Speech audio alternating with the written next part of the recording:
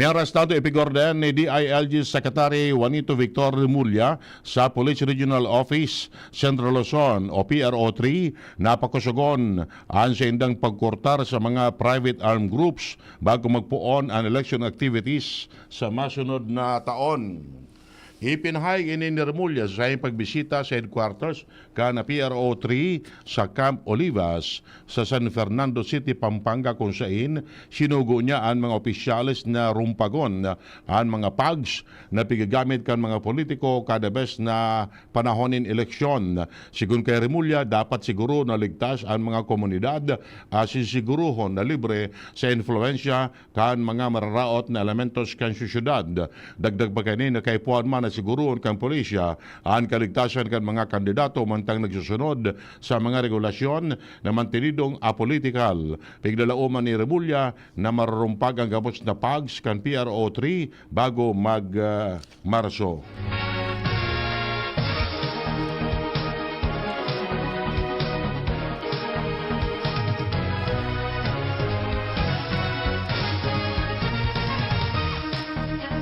Ang Senate Blue Ribbon Committee ang nasugo kan mga senador na magkondukta ng investigasyon sa giyera kontra droga kan administrasyon ni dating Presidente Rodrigo Duterte.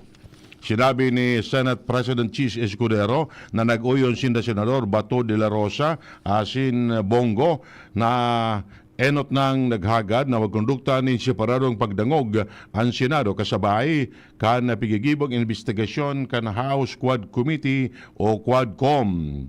Paginginota ni Senate Minority Leader Coco Pimentel ang subcommittee kan Blue Ribbon dahil okupado si re-electionist Senator Pia Cayetano.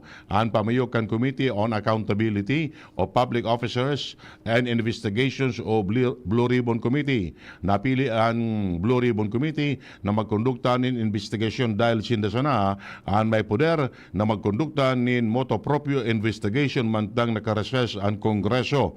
Gusto ni Escudero, nagibor ang pagdangog mantang nakareses ang Kongreso dahil mas magiging busy na ang Senado sa deliberasyon kan 2025 national budget asin iba pang propestong lakdang kung nagpapadagos na ang sesyon sa Nobyembre 4. Bareta Hali sa ibang nasyon.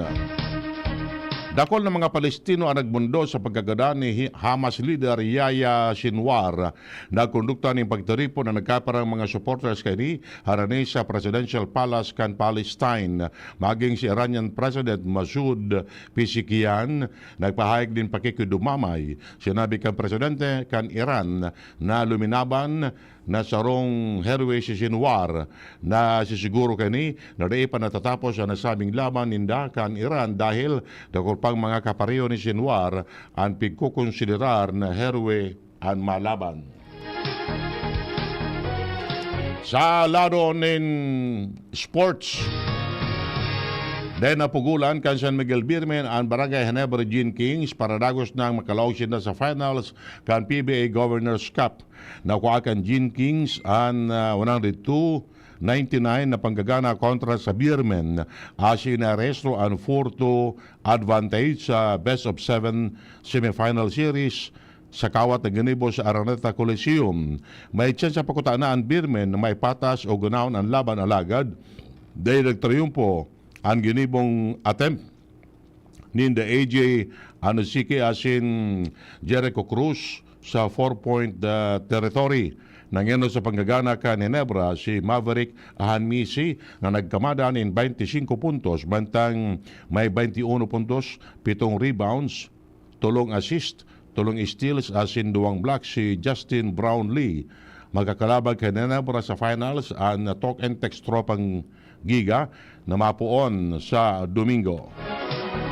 Ultimo sa detalles kan Bareta ang kamugtakan kan panahon nasa linya ang Pag-asa. Ang sa tuya pong update sa route ng panahon, hindi po saro ng bagyo na nakalawag naman nga na sa Philippine Area of Responsibility kas bagong maaga. Kasi hindi nga may pangaran man na bagyong Christine. Muling namataan ang Tropical Depression Christine sa distansyang 1,050 kilometers east of southeastern Luzon sa coordinates na 13.6 degrees north, 133.9 degrees east. Igwaning taglay na kusog ni Doros na haran sa sentro nag-aabot sa 55 kilometers per hour. Ang may pagbugso kan Doros nag-aabot man sa 70 kilometers per hour. Sa ngunya naghihiro ini sa direksyon na pasulnupan, timog sulnupan sa rekas man na 30 kilometers per hour. Natabandera man ang tropical cyclone wind signal number 1 sa probinsya kang Catanduanes. Patinama duman sa northeastern portion kang Northern Samar, northeastern portion kang Eastern Samar. Ang ibang parte man kang Kabikulan nilalauman man sa maghapon ang mapanganoro na kalangitan na may mga kalat-kalat man na pag-uran asin pagkikilat pagdaguldol.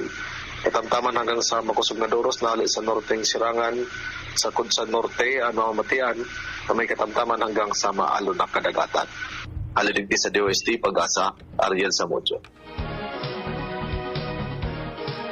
Yan mga tugang ang detalyes kan mga bareta ngunyan na Lunes.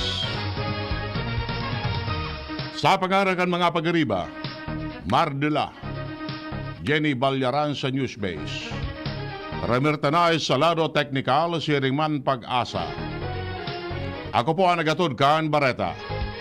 Edwin Peralta lang sasabing salamat kan sa inong pag-antabay. Happy birthday. Happy birthday kay dating City Councilor Jim Andes. Alayan sa pamilya Reginaldo kan Bunker 1, Legazpi City. And of course, happy birthday sa Samuyang Barangay Treasurer Judith Agusuo Silvestre. And sa kabos na mga birthday celebrators, may you have more birthdays to come. Salamat po, kasi nung bagantabay, masunod na si Mr. M. Yan ang DCGB Barata alas 7. Abangan giraray sa aga. An hapon, masunod na pagkalipas ng kaini.